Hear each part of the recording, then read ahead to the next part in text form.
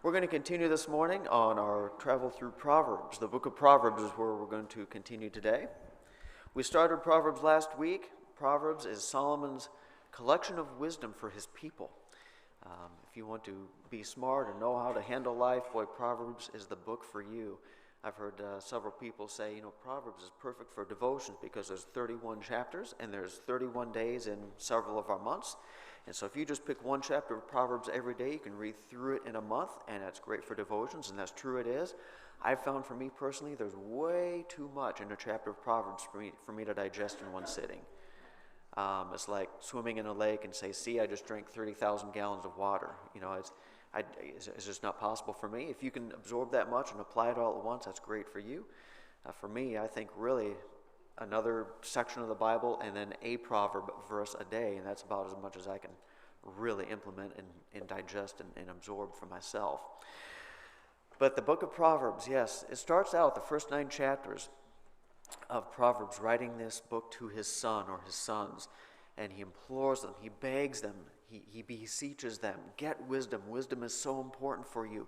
It will make your life so much better.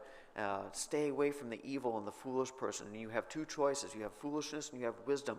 You must choose which you will follow. You can be impulsive. You can be, ignorant. You can be wicked, short-sighted, all these things. And you can do that if you want to, but it will destroy you. It will lead you down to death. On the other side, you can choose to follow wisdom and obey God and fear Him and find out what He has and see how He views life and live by His rules. And in that way, you will be blessed and you'll have long life and you'll have success. But you have to pick which path you're going to take. And he drew the picture last week, if we remember. I think I used the illustration of walking down the street in the middle of some town's carnival or festival or whatever, and there's tents on either side. And Lady Foolishness has a tent on this side, and Lady Wisdom has a tent on that side. And they're both calling, come in here, I will show you how to live. See what I have to offer to you. Lady Foolishness says, come in here, we'll have fun, we'll be naughty, we'll do all the things, quick gain, we'll cut the corners. It doesn't matter who we hurt or what the consequences are, let's just live for right now, and we'll have all kinds of fun. And that's what Lady Foolishness says. Like you see on the screen, she's ignorant, she's impulsive, she's wicked. And he embodies foolishness as Lady Foolishness or Lady Folly.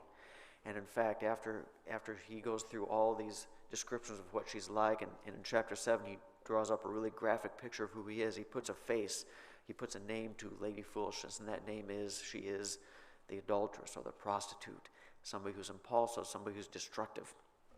Alluring for sure, very sensual, very attractive, but very deadly at the same time. In chapter 8 and chapter 9, we also see what Lady Wisdom is like. She has a tent on the other side of the street, doesn't she? And she's calling out to those who pass by. She says, everyone who is simple, those who are naive, those who haven't really found their way yet, if you're young, come in and see what I have for you. I can guide you. I can take care of you. I will show you how to live. I'll show you how to be successful and not damage yourself in this life, how to have a good life.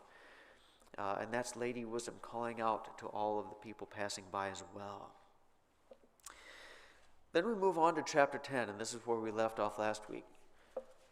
Chapter 10 through chapter 30, really, is the bulk of the book. In this part of the book, Solomon lays out just a long series of single verse or sometimes double verse sets of proverbs on all different kinds of topics. Hundreds of independent sayings of wisdom. It's one of the few places in the Bible where it's okay to take a verse out of context because there isn't a whole lot of context. They're just independent bullet point verses. They contain advice on a multitude of topics, financial, social, moral, spiritual, everything you can think of. Most of them directly contrast the fool with the wise man. Here's how the fool behaves, but here's how the wise person behaves. The foolish person does this, but the wise person does that. Also, these proverbs are observations and teaching on how life often works or how life should work. They're not necessarily 100% promises for all time or guarantees for any situation. I kind of want to throw that in there just in case you say, hey, I've done this and that and the other thing, and I still run into problems. I say, yeah, well, yeah, you still will run into problems. We do live in a fallen world. These aren't necessarily meant to be 100% promises 100% of the time. But generally speaking, if you follow these guidelines and this wisdom, things will go much, much better for you. And so to cover the center part of the book, again, we could just take months and months and months and months going through all of these different proverbs that Solomon recorded for us. So I decided to pick out just two topics that he covers. One is speech. He covers that, I'd say, almost as much, if not more, than any other topic, which should be informative in itself. If you want to be the wise person, watch how you speak. And second of all, he covers work ethic. That's another one that he covered. And so I want to cover that in here as well. So we'll just go through a few verses, kind of one by one, think through them, get some practice at looking at the pictures and the symbolism he uses, figure out how to decode his little puzzles, and then we'll get to the end of the book and we'll be done. Covering speech. Let's just extract a few verses out of the center part of Proverbs and look at speech. First of all, speaking rashly, and by rashly, I mean harshly and impulsively.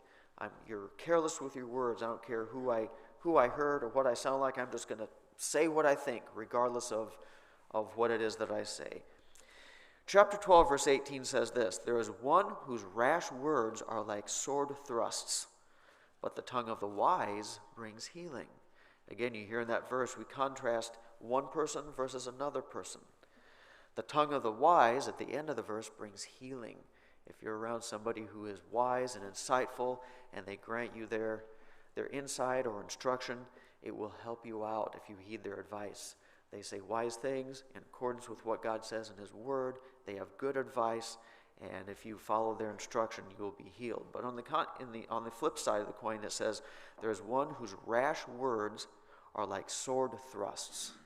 Thrusting of the sword. If you walk up to somebody and they pull out a sword and they start trying to stab you with it, what's your reaction and what goes through your mind, or at least what goes through your abdomen? The blade of the sword, right? Yeah. So while the words of the wise bring healing, the words of the rash, impulsive, thoughtless person brings what? Not healing. It is wounds, like stabs to the gut. That's what the rash and impulsive person will. If you're around them, you never know when they're going to rip out that sword and just take a left jab at you and puncture you through the spleen with what they say. They can be insulting, they can be condescending, they can be, what's the word I'm trying to think of? They're trying to accuse you of things, innuendo, whatever it is. They're just thoughtless, and they don't really probably think of the damage they're doing. They just open their mouths and say what they want to say, but they're hard to be around. And if you come into contact with one of those people, and one of those people you know they tend to be that way, what are you going to probably do in regards to that person? You're probably going to stay out of striking distance, because you never know what they're going to hit you with. You can be in a casual conversation and just out of left field they hit you with something, some kind of accusation or some kind of insult or something. There's one whose rash words are like sword thrusts, and just like a person with an actual literal sword, you're going to stay 5 or 6 feet away, so just in case they pull out that blade, they can't quite reach you with it. So emotionally and relationally, you're going to stay distant from this person who's harsh and rash with her words, because you don't want to get too close. But the tongue of the wise brings healing. So take your pick. Do you want to stay around the rash person who will insult and stab you, or do you want to be around the wise person who will be gentle but direct and helpful in what they say? There's your choice. Lady Foolishness or Lady Wisdom calling to you. How about chapter 15, verse 1? "A soft answer turns away wrath, but a harsh word stirs up anger." Again, if you've been in any kind of social situation whatsoever, you probably know what this is like. Maybe at work or in a family situation or whatever it is. There are two ways to respond to pretty much anything, especially if there's something sensitive being discussed. You can answer softly and gently.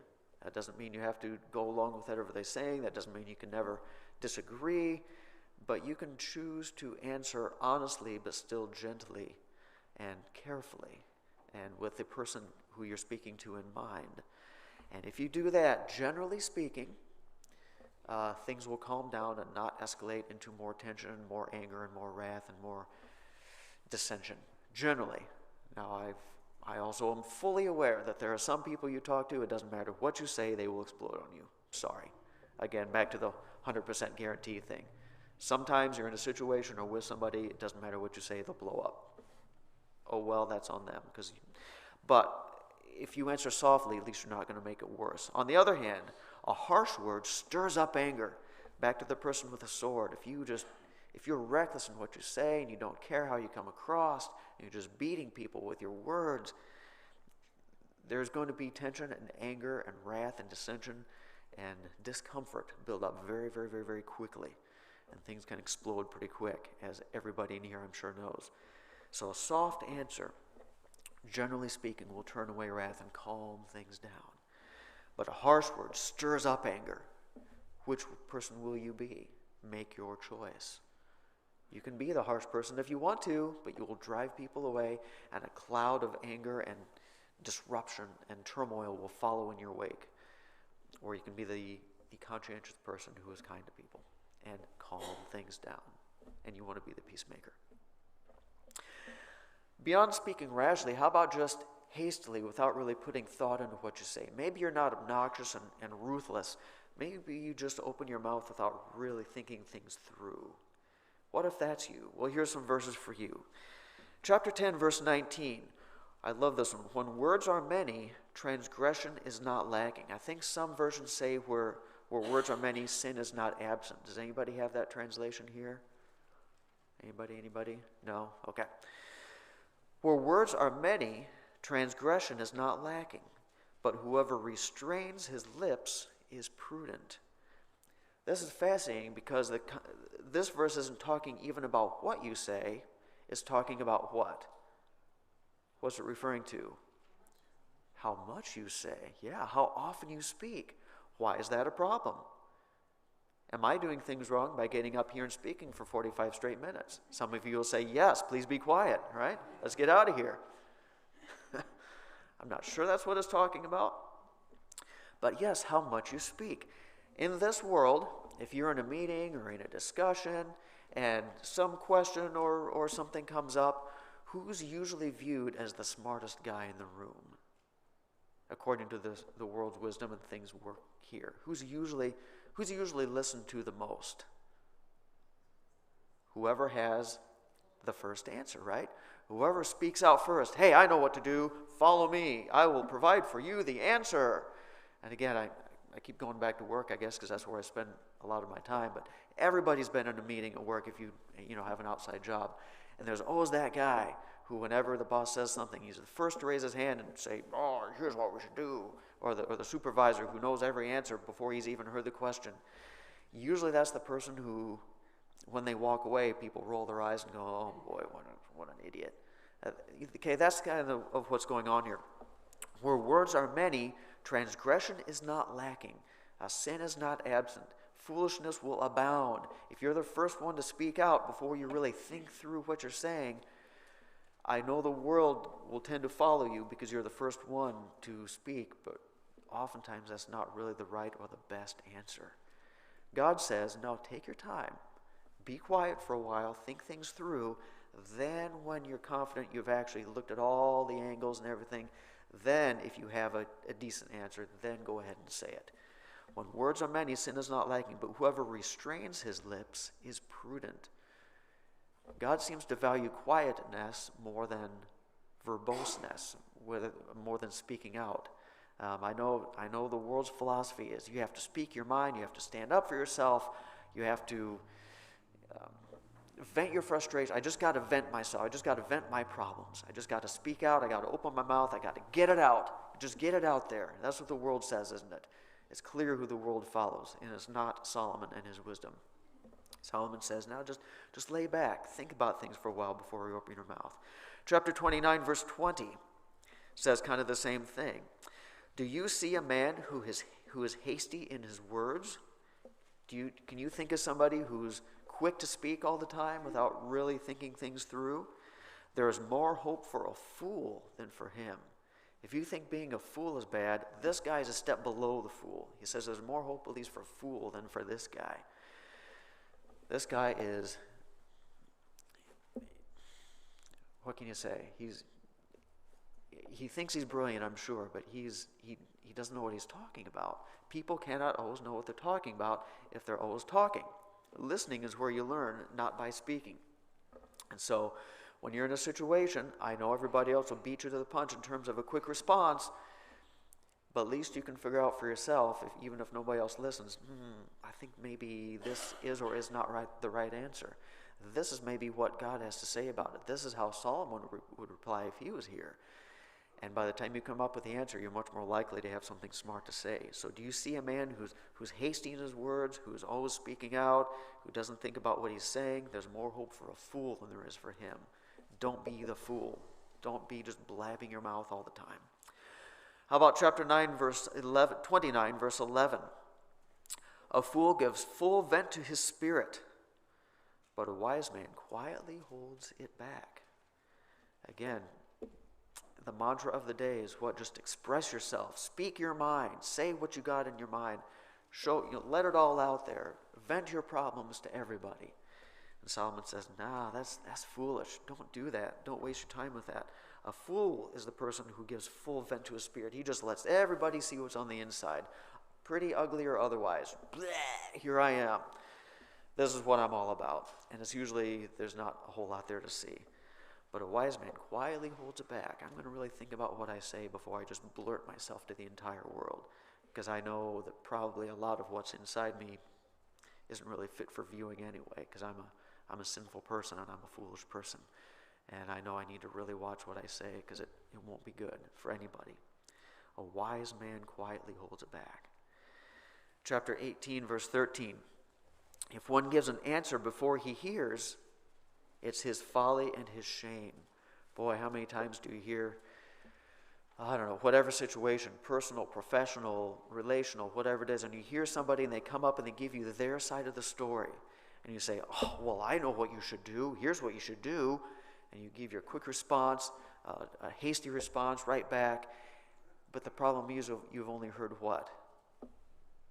One side of the argument. There's always two sides. There's always somebody else's view. Well, so-and-so did this to me, and I just need to, well, I know what you need to do to that person. You need to do this and that. Well, you didn't hear the other person's side of the story. Maybe person A caused person B to do whatever it is they did back to person A. There's two sides to the story. And if you just open your mouth and blurt out the answer, having only heard one side of the story, you're probably not going to have the whole picture, and your answer, therefore, is going to be deeply flawed. So if you give an answer before you really hear out a situation, it is to your own folly and your own shame, and you deserve what you get by giving a foolish answer or bad advice. That's what Solomon says. So even speaking too quickly, regardless of what you say, often leads to problems. Now, can you speak hastily and still give a right answer sometimes? Yeah, sometimes you get lucky, yeah. But a lot of times you won't. And so it's not a good practice to get into. How about this one? Speaking slanderously, also known as, gossip. This is a good one, isn't it?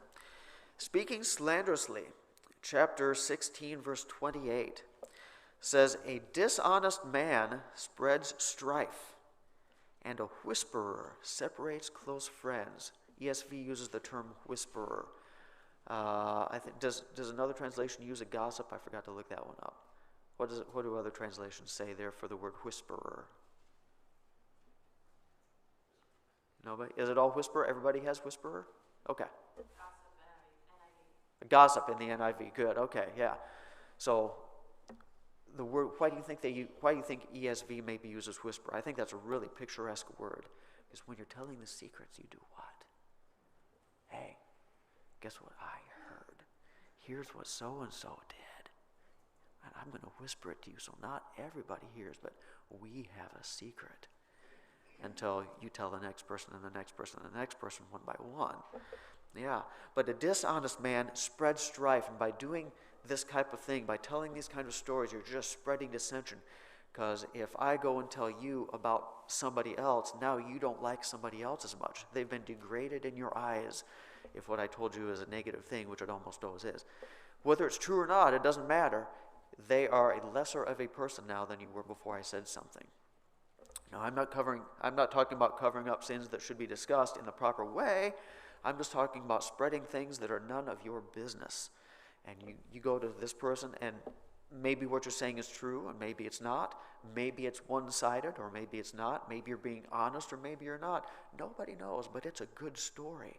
And it sells really well. And so I just got to tell you about this person because it's fun. And it'll make me look better, and it'll make them look worse. And so I'm going to tell you.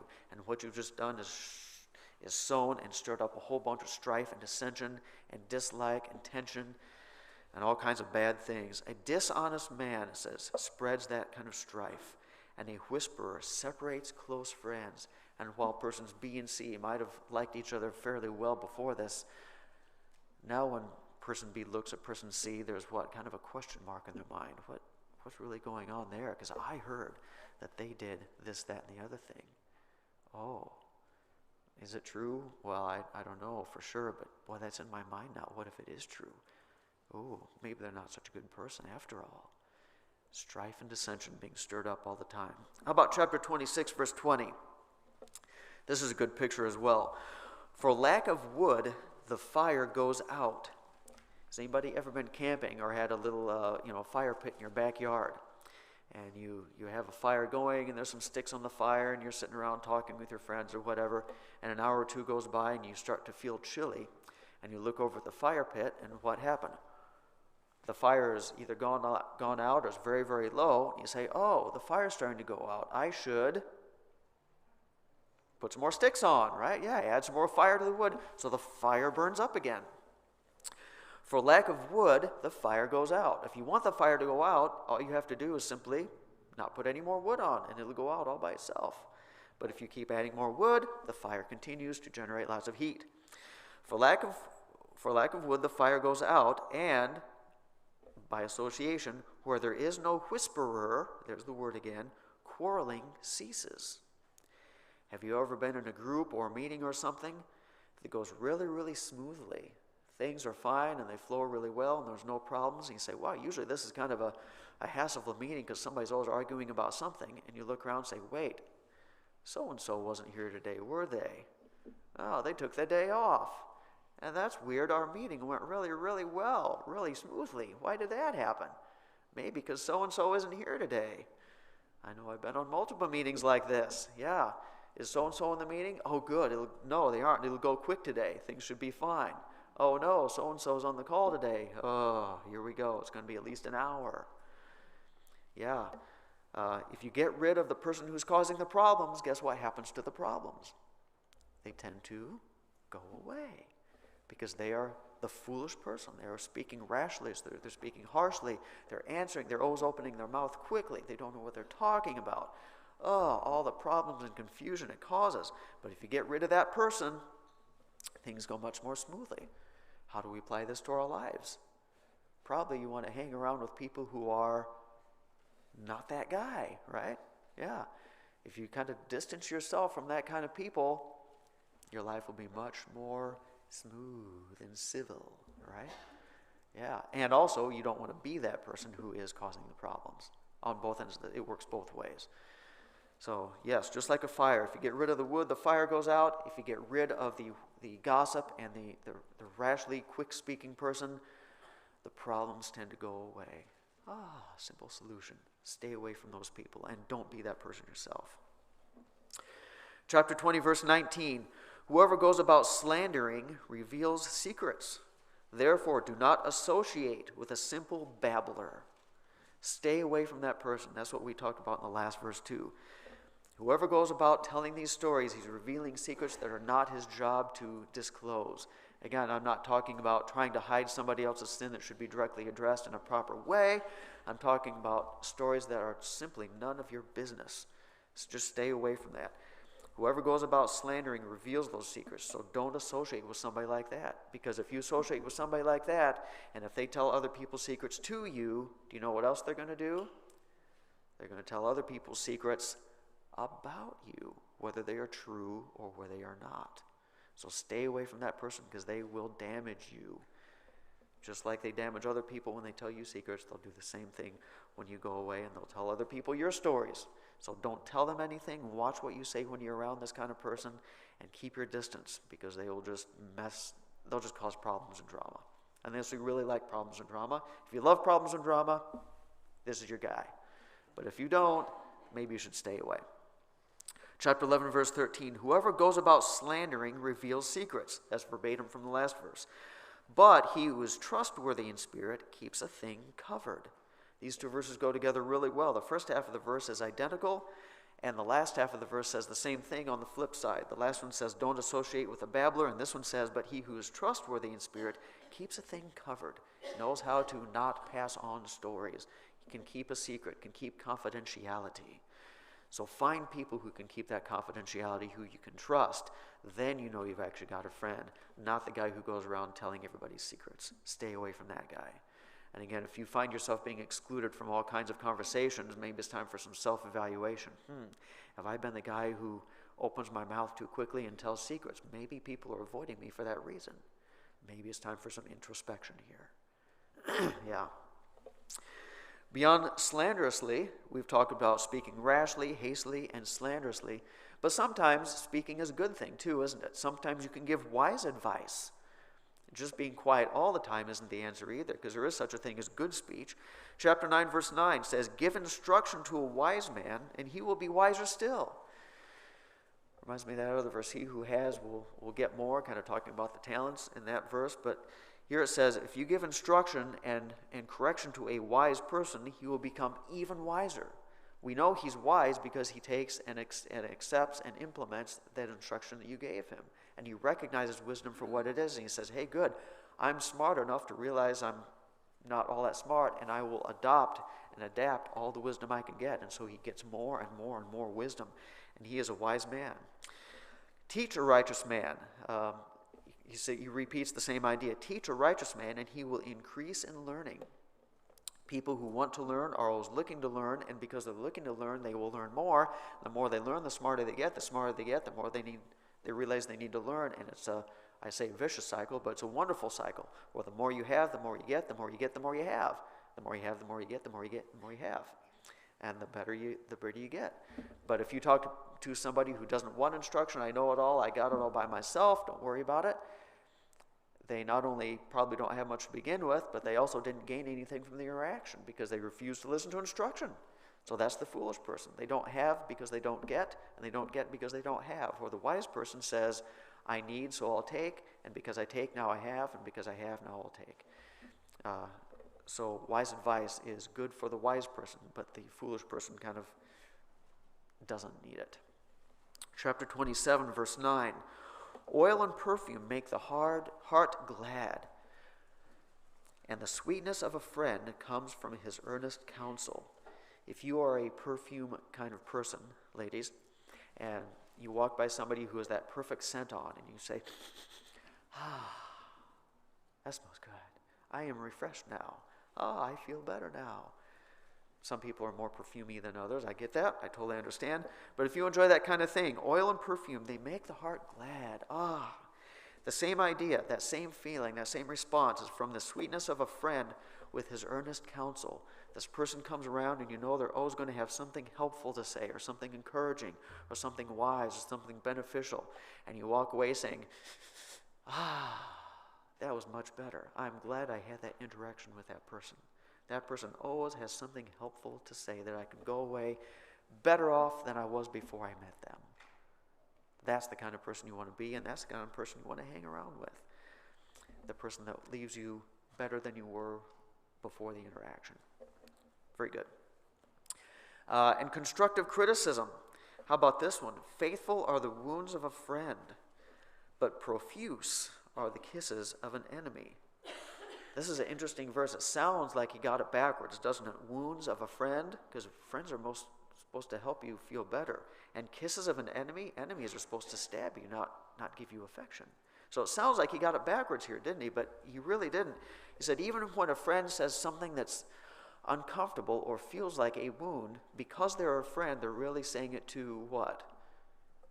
To help you out. They're telling you something good because they're a friend, even if it's not comfortable. They know it's for the best. And so they're telling you anyway, even though they know you might not like it. On the other hand, it says profuse. Many, many, many are the kisses of an enemy. Why would the enemy kiss you? Well, especially if you're doing something wrong or in a bad situation, they're going to encourage you in that because it will damage you in the long term. So if you're doing something bad, they will never tell you. Why would they do that? Why would somebody who doesn't care about you risk telling you something you don't want to hear about for your own good? They don't care about you enough to do that, so they'll just tell you something fluffy and move on. Yeah. And so faithful are the wounds of a friend, and they should be embraced, but profuse or many are the kisses of an enemy. Thought-provoking stuff. And so that's just a quick overview, totally not comprehensive, of what Solomon says about speech. All kinds of verses we could go through Proverbs. This is just a little taste of them about how we speak. Another topic he covers that we'll cover quickly so we can finish this book today. Work ethic. What about that? How's that for practical? We all have to go to work every day. We all have to work at home, at our jobs. Everything we do requires work. So for work ethic, Proverbs chapter 12, verse 27 says this: "Whoever is slothful will not roast his game." Obviously, this is the picture of the hunter. He's gone out, he's caught whatever it is he's catching, his deer or his antelope or whatever it is, and he brings it back and he's caught it, but he runs out of energy. He doesn't want to finish the job. He doesn't even roast what he caught. He's good at starting a project, isn't he? He went out and he put on his hunting gear and he went out and he shot the thing and he dragged it back home, but this is getting tiresome now and I'm exhausted and I think I'll take a break. And he never even finishes what he has already started. Whoever's slothful doesn't roast his game. But on the flip side, the diligent man will get precious wealth. Why does he get precious wealth when the other guy doesn't? Didn't the other guy go out and hunt and catch his quarry? Didn't he capture what he tried to capture? Yeah, he did. But there's a problem with the slothful guy, wasn't it? What was the problem? He didn't finish the job. He got halfway through and decided to quit because this is too much work. I shot the thing and I dragged it back home, but it takes too long to dress it and cook it over the fire and prepare it. I just don't feel like doing that. Maybe I'll eat Cheerios instead. And the carcass sits out back in the backyard and it gets all kind of stinky, and he loses whatever he gained by hunting, and he gains nothing from what little effort he did put in. But the diligent man, he follows it through, and because he follows through his projects, he completes them, and so he has the gain from all of his efforts, and he is improved by that. Whoever is slothful won't roast his game, but the diligent man will get precious wealth. How about chapter 13, verse 4? "The soul of the sluggard craves and gets nothing, while the soul of the diligent is richly supplied." One guy is always hungry, always wanting more, but he never seems to get it. But the other guy who works hard, he is richly supplied. Again, kind of what's the difference? They both have wants and they both have needs. One ends up with a reward and one does not. What's the difference? One is willing to put in the work and time and effort it takes to get what he wants, right? The other guy does not. The other guy sits around and says, "Oh boy, I sure wish I had this. Wouldn't it be nice to win the lottery? Oh, that'd be great. Yeah, that'd be perfect." But to work hard and gain slowly and accrue over several years and build up my financial situation, it takes too much time and work. I'm not going to do that. I'd rather sit around and complain about privilege and discrimination and everybody's against me and society is horrible and capitalism and the world system and all that. So I'll sit around and complain about my situation while the other guy goes out and works hard and sweats all the time. And for some reason, I never seem to get ahead because all I do is complain. Why is that? I don't know. I don't understand. It must be somebody hates me or somebody's out to get me or I don't have this advantage or that advantage. Yeah, I'll blame it on that. That seems to work well for me. The soul of the sluggard craves and gets nothing, while the soul of the diligent is richly supplied. Chapter 26, verses 13 through 16. This is a group of 4 verses that tend to go together really well. I love these because they're so picturesque. Chapter 26, verse 13. The sluggard says, a sluggard, by the way, what is a sluggard? The sluggard is the lazy guy. Yeah, the lazy guy. The lazy guy says, there's a lion in the road. A lion is in the streets. Why in the world would a lazy guy be screaming about a lion walking around in the streets? What in the world is Solomon saying here? Why would he be sitting inside his living room, looking out the window saying, oh, there might be a lion out there somewhere? Now, generally speaking, I know it can happen, but generally speaking, is a lion going to be walking down the center street of town? Probably not. Usually they're going to be hiding out in the wilderness somewhere. But this guy's sitting in his lazy boy or whatever, and he says, oh, there might be a lion out there. What if there's a lion walking down the street? I better not get out and go till my field or harvest my crops or go into work. I mean, what if something terrible? What if somebody's out there to get me? What if some catastrophe befalls me, and I go outside and I get injured by trying to do my hard work? Maybe I better just stay home today and sleep in instead. That'd probably be a better idea. The sluggard says, there's a lion on the road, a lion in the street. Something's going to get me. What if this and what if that? And what if I do something wrong? And what if I fail? And what if the stock market crashes? And what if I get in a wreck on the way to work? And what if and what if and what if? Maybe I better just play it safe and stay home today and watch cartoons. That would be better. This verse is fun, isn't it? Because it doesn't tell you what to do. It just gives you a picture. But by the picture it gives you, what you should do becomes so blatantly obvious. You don't want to be that guy who sits at home in his jammies all day making excuses. Fine, things could possibly happen to you that are bad. Well, pick yourself up and try again, I guess. But making excuses for not doing things will get you nowhere. A lion in the streets. Verse 14, as a door turns on its hinges, so does a sluggard on his bed. And you can just picture a guy here standing with a door, opening the door, closing the door.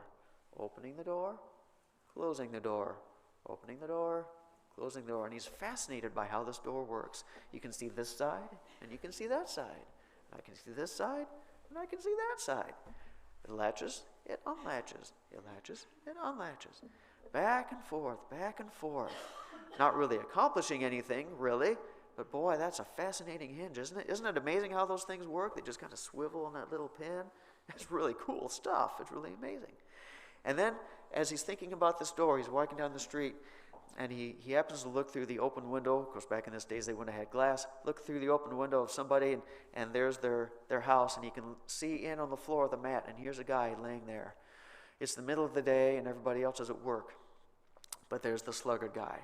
And he's laying there on this side, looking at that wall, and then he rolls over, and he lays on this side, look at that wall. And then he rolls over on this side and looks at that wall. Then he rolls over on that side and looks at that wall. He never actually gets up, never really accomplishes anything, but rolling back and forth, side to side, side to side. And the guy walking by says, wow, that's fascinating. That reminds me of that door that I just saw. I can see this side and that side. It opens and closes, but it never really does anything. It's just like that guy. He rolls back and forth, back and forth. He watches soap operas. He watches cartoons. He watches soap operas. He watches cartoons. But that's all he never go. That's all he ever does. That's all he ever accomplishes. That's the lazy guy. Again, another picture. Don't be that guy. Verse 15, the sluggard buries his hand in the dish. It wearies him to bring it back to his mouth. This is like the one where he doesn't cook his food. Same idea. He's prepared his food. He's put it in the bowl. He's cooked it. But now I'm almost to the end. I'm almost to the reward part where I get to eat what I cooked, but it's too much work for me. I'm too tired. So I'm going to put my hand down there as if I'm going to scoop it up and bring it to my mouth, but it's too much work to lift that drumstick all the way up in my mouth and eat it. It's too much work to scoop up that rice and actually chew it. I think I'll just sit here and stare at it for a while. Whew. Too much work for me. And he never accomplishes. He never gets the reward for even what he has done. Verse 16, the sluggard is wiser in his own eyes than 7 men who can answer sensibly. If you line up 7 guys, 7 hardworking, industrious, successful guys to walk by and tell this lazy guy he really should get off of his bed and go do something, work hard and you'll find some success, you'll have some gain, you'll earn a living for yourself, you won't be in poverty. And every time the guy in poverty will say what? The lazy guy will say what? Why would I want to do that? You guys are out there sweating and working hard all day, having a stressful work day, pulling your hair out at work. I'm here relaxing. I'm totally happy. I'm in comfort. Why would I want to do what you guys do? You silly, silly people out there working hard all day. I'm the smart one because I'm taking it easy and I'm relaxing all day long. He's wiser in his own eyes than 7 men who can answer sensibly. You cannot talk sense into the guy because he's convinced that his way is the right way. Because look how easy he has it. He's accomplishing his goal because his goal is what? To do no work. The easier the better. And that's what he wants. And he'll get the rewards for it too, won't he? Yeah. He won't have to go to work, and he won't sweat, and he won't toil. And he'll end up with nothing. Nothing. He'll be a loser all of his life. That's where I was going to end with work, but Denny, before the service, he said I had to read his favorite passage too. Where is he? There he is. This is for you, Denny. Here we go. Oh, perfectly fits in with what we're talking about. Chapter 6, verses 9 through 11. How long will you lie there, O sluggard? When will you arise from your sleep? A little sleep, a little slumber, a little folding of the hands to rest. And poverty will come upon you like a robber, and want like an armed man. I'm just going to sleep in today, you say. And the next day, I'm just going to sleep in today too. And the next day, I'm just going to sleep in today too. And before you know it, you've been fired, and you have no job, and you have no income, and you're on some kind of welfare or something, and you have nothing. And you've accomplished nothing, and you're doing nothing, and you're worth nothing. Because you've decided to rest. Now, not that anything was wrong with rest. God instituted every 7th day to be rest, right? Back in the Old Testament. Nothing wrong with rest in its proper place and proportion, but when it gets out of its proper place and proportion, it's a huge problem because it becomes laziness. How'd I do, Denny? Is that thumbs up? Awesome. Good. Yeah, that one's for you. All right. We could go through topic by topic by topic talking about all the different things that he writes in chapters 10 through 30. And by the end of it, if we absorb all of this wisdom that he has for us to absorb, we have grown quite a bit, haven't we? From the simple person that we were at the beginning of the book, we've read through chapters 10 through 30, and we've grown, and we've matured, and we've become wise. We are no longer that simpleton that we saw at the beginning, wandering down the street, listening to this side and listening to that side, deciding which way we're going to go, because we have now followed and learned and implemented and instituted all these things that Solomon wrote to us through the center part of the book, these 20 chapters worth of wisdom. Now we're more mature. Now we're more informed. Now we know how to live our lives because we've gained that wisdom. So if you remember back in chapter 7, we talked about the characteristics of Lady Foolishness and what she was like. She was ignorant, she's impulsive, she's wicked. Now we know the characteristics of Lady Wisdom too, don't we? We've just spent the last 20 chapters learning what Lady Wisdom is like. Here's what she has to offer.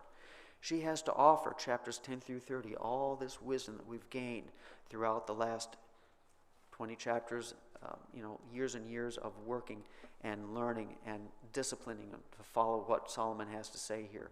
We've grown, and now we've become the wise person. And now that we've become wise, and now we've matured, and now we understand life, and we know how God operates his universe through the wisdom that he's provided, now we're finally ready to put on a face of Lady Wisdom, haven't we? Lady Foolishness is the adulteress. Who do we find out now that Lady Wisdom is? Now that we're ready to understand fully who she is and become who she is. Who is she? She's the Proverbs chapter 31 virtuous woman, isn't she? Now we know what she's like. Let me read to you what she is like. We read through chapter 7 for the adulteress, but listen to what the virtuous woman is like. Chapter 31, verse 10. An excellent wife who can find? She's far more precious than jewels. The heart of her husband trusts her, and he will have no lack of gain. She does him good and not harm all the days of her life. She seeks wool and flax and works with her willing hands. She's like the ships of a merchant. She brings her food from afar. She rises while it's yet night and provides food for her household and portions for her maidens. And she considers a field and buys it. With the fruit of her hand she plants a vineyard. She dresses herself with strength and makes her arms strong. She perceives that her merchandise is profitable. She's hardworking. She's industrious. She's thinking long term. She works now short-term discomfort for long-term gain and prosperity. Continuing on in verse 25, strength and dignity are her clothing. She laughs at the time to come. Why does she laugh at the time to come? Problems coming up in the future? Ha ha ha ha ha. She's able to laugh at them comfortably. Why? Not because she's foolishness and she doesn't know the difference. She knows what's coming, but she's still able to have confidence and laugh. Why? Because she is prepared for it. Yeah, she's worked hard to save up. She's ready for anything. Verse 26, she opens her mouth with wisdom. The teaching of kindness is on her tongue. She looks well to the ways of her household. She does not eat the bread of idleness, like the chapter 7 woman does. Her children rise up and call her blessed, her husband also, and he praises her. Many women have done excellently, but you surpass them all. Charm is deceitful, and beauty is vain, like the chapter 7 woman. But a woman who fears the Lord is to be praised. Give her the fruit of her hands, and let her works praise her in the gates. Give her the reward that she has worked for, and let people praise her for the wisdom that she has. And as we compare chapter 31 to chapter 7, what a difference there is in the two philosophies. Lady foolishness is impulsive, she's rash, she's harsh, she's reckless, while the chapter 31 virtuous woman is none of those things. She's industrious, she works hard, she's careful, she's long-term thinking, she cares for other people. And Solomon leaves it there. He says, which will you choose? Which lady will you follow? Which one will you become? Which one of these do you want to be like? And he leaves the choice to you. Rehoboam apparently did not listen too well. But his choice does not have to be our choice. And we have the option to follow the Proverbs chapter 31 woman, don't we? And not the chapter 7. Let's pray and we'll dismiss. Dear God, we thank you for this amazing book, deeply insightful, super practical on how to live our lives. And you guide us through step by step. You show us how important wisdom is. You give us a picture of foolishness. You help us grow out of that foolishness for 20 chapters worth of your insights and your wisdom on how to live life. And then finally, at the very end of the book, you give us the ultimate picture of what the wise person looks like. Both of these people are vivid examples of what we can be like, and yet we have to choose one or the other. I pray that everyone here, including myself, will choose to be like the chapter 31 woman and not like the chapter 7 woman. Help us to obtain your wisdom, to live by it, and to absorb it as the best we can. In Jesus' name I pray, amen. Thank you very much. You're dismissed. Next week we go to Ecclesiastes.